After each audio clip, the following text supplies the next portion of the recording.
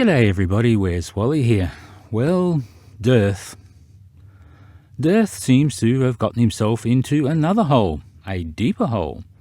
Not only does he owe me 3 Bitcoin, but it seems he's intent on throwing the whole year of the sextant under the bus. The trolley bus, that is. When I emailed Dave about my claim for his challenge, the very first response he gave was, "How high are those satellites?" Well, not as high as you, Dave, if you think that's going to save your butt or your Bitcoin.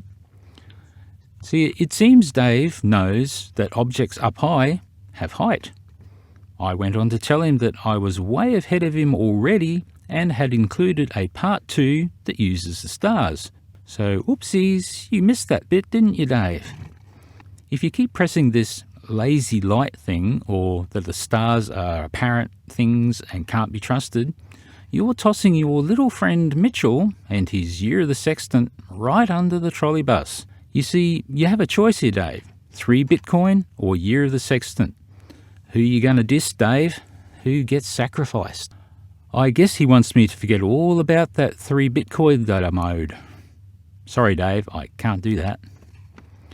Lastly, DITRH emailed me that luckily he was about to release a video about the apparent sun. Okay, I was happy for him, but I was a tad perplexed as to why this means he doesn't have to pay me 3 Bitcoin. So let's have a look. Oh, we have been having a look while I've been yammering on here.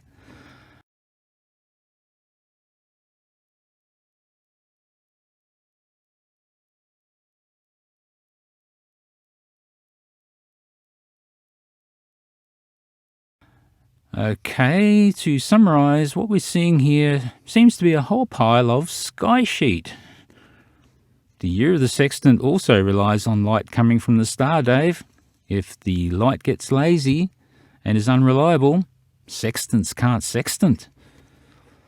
But, you know, I remember some guy years ago, when I first started slapping flatties around, he dealt with this rather well, the whole lazy light excuse. So to all you young'uns out there who have never heard of this little channel called Cool Hard Logic, you're gonna love him, as he dealt with the whole lazy light thing as part of his perspective monologue in a way that only Cool Hard Logic ever seemed to be able to do. CHL, we miss you, buddy. Maybe you should just pop over to Dave. #PayWally. That's always good fun, isn't it? I think it is. Thanks, guys. So let's use the sea. Cletus can see 15,000 kilometers or more to the sun, but he can't see all the sea stretching out as far as the Flattard flying spotlight either. Stood a couple of meters above the sea, the horizon is a mere 5 kilometers away, and on a really clear day it's as crisp as you like, clearly showing that you can only see the surface of the sea to a short distance, and that's it. Well, why can't you see the sea beyond that when conditions are so clear? Think back to our earlier discussion. You should be able to. So here's what Flattards think reality must look like. Cletus is looking out over the sea at the equator on an equinox. His line of sight is 2 meters above water.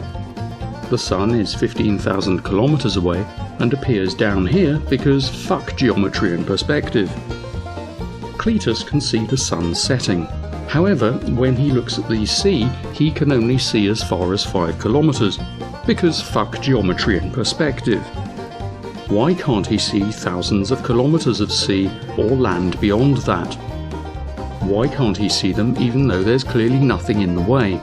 Because reasons, and because fuck geometry and perspective.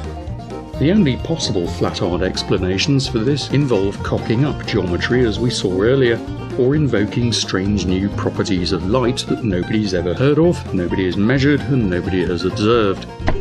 Maybe light from the surface of the sea or land more than 5 kilometers away just gives up. It just stops trying to reach your eyes. You can't see any sea beyond that, because reasons. The sky, however, isn't subject to this restriction, and so light from the sky and from the sun thousands of times further away is clearly visible. The light from other objects more than 5 kilometers away also aren't subject to any magical distance restriction either. Distant ships, structures, buildings, mountains are all visible and appear obscured by the horizon. Because fuck geometry, fuck perspective, and fuck consistency in the flat Earth world.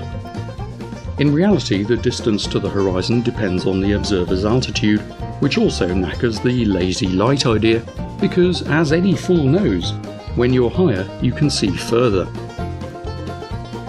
So if we put Cletus on a 100-meter high hill, he'll now find that photons that couldn't be asked travelling more than 5 kilometers before now can be asked to travel more than that just because Cletus changed his height. In fact, they'll travel 7 times further, and Cletus' horizon will now be 35 kilometers away. He'll also be able to see more of those partially obscured ships, structures, buildings and mountains. And if he's really quick getting up the hill, he can even watch the sun set again. Coincidentally, the distance to the horizon on a clear day is exactly what you'd expect at a given height above the surface of a spheroid around 12,700 kilometers across, which is the size of the Earth.